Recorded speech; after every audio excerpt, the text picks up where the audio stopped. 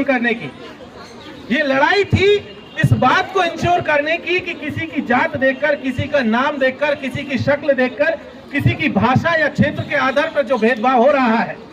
जो हिंसा हो रही है, उस हिंसा को खत्म किया जाए और ये समाज बराबरी से आगे चलता रहे। हम सब लोगों के साथ बराबरी का जो है ट्रीटमेंट किया जाए, इंसान को इंसान की तरह माना जाए और इसी बात को लेकर के हमारे पुरखे लड़ते रहे। उस लड़ाई में एक अहम पड़ाव आया जब ये देश आजाद हुआ। आजादी के साथ हमारे पुरखों ने हमारा कॉन्स्टिट्यूशन बनाया, एक आईन बनाया और उस आईन में इस बात को इंश्योर किया था कि ये देश में किसी के साथ किसी भी आधार पर भेदभाव नहीं होगा। वो चाहे जाति के आधार पर हो, धर्म के आधार पर हो, क्षेत्र हो, भाषा हो या लिंग के आधार पर, किसी भी आधार पर किसी भी व्यक्ति के साथ भेदभाव नहीं होगा। और ये बात इंश्योर उस कॉन्स्टिट्यूशन में की गई थी। और उसके साथ साथ एक बात और कही गई थी कि इस देश में जो पहले से गैर बराबरी चली आ रही है, उस गैर बराबरी को दूर करने के लिए कुछ जो है प्रयास किए जाएंगे, कुछ कानून बनाए जाएंगे, कुछ प्रोविजंस लाए जाएंगे। और वो कानून जो है लगातार तब से लेकर आज तक बनाए चले आ रहे हैं। मंडल कमीशन की रिकमेंडेशन में शुरुआत में एक बात कही गई कि इक्वलिटी जो है इक्वल्स के बीच में एस्टेब्लिश होती है, लेकिन अगर सोसाइटी इक्वल नहीं है तो अनइक्वल लोगों को इक्वल लाने के लिए कुछ ऐसे डिसीजंस लिए जाते हैं कि वो बराबर आ सके, सब लोग एक साथ चल सके। और उसी कड़ी में रिजर्वेशन भी उसका एक हिस्सा था कि इस देश के दलित पिछड़ों को, ओबीसी को बाद के दौर में ये इंश्योर किया गया कि नौकरियों में, शिक्षा के क्षेत्र में उन्हें बराबर लाया जाए ताकि वो भी इस देश को बेहतर बनाने में अपना जो है योगदान दे सके, इस देश के मुस्तकबिल को बेहतर बना सके, इस देश को अपने पुरखों के सपनों का जो देश है वो बना सके, जो संविधान में जो मूल भावना थी उसके हिसाब से देश बना सके। उस तरीके के प्रयासों को चलते ये तमाम तरीके के प्रोविजंस किए गए। और हमने देखा कि उस जाति को खत्म करने के लिए, उस भेदभाव को खत्म करने के लिए विश्वविद्यालय में रिजर्वेशन का भी प्रोविजन आया था। और उसके साथ साथ ये भी इंश्योर किया गया कि सिर्फ नौकरी और एडमिशन का मामला नहीं है, अगर कोई बच्चा पढ़ता है और उसके साथ कैंपस के भीतर कोई भेदभाव होता है तो उस भेदभाव को भी खत्म करने की जिम्मेदारी इस देश के हुक्मरानों की थी। लिहाजा 2012 में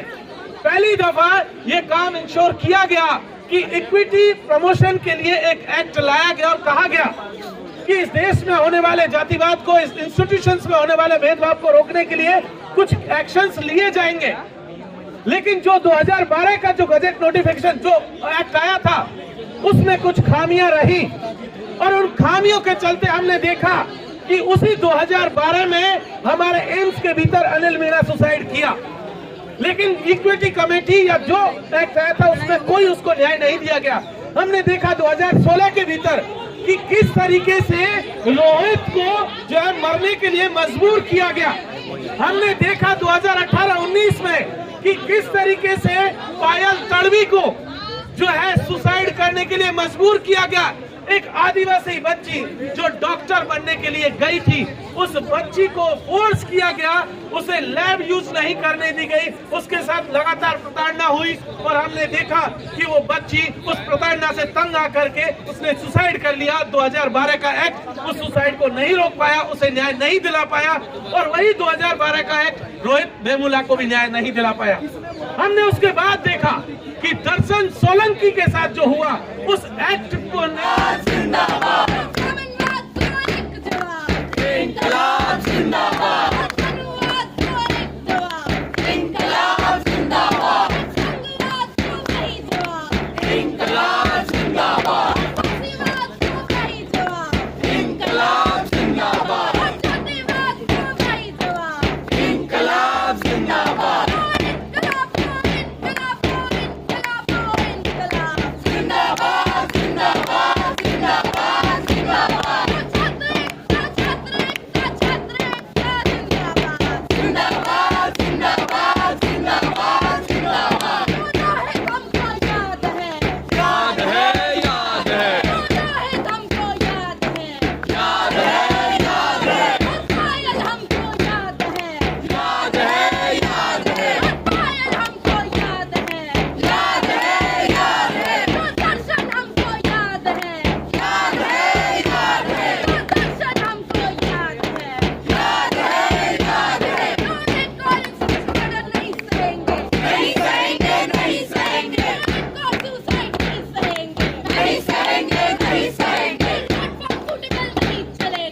नहीं चलेगा, नहीं चलेगा, नहीं चलेगा, नहीं चलेगा, नहीं चलेगा, तो नहीं सहेंगे, नहीं सहेंगे, नहीं सहेंगे। हिंसा को लागू करो, लागू करो, लागू करो,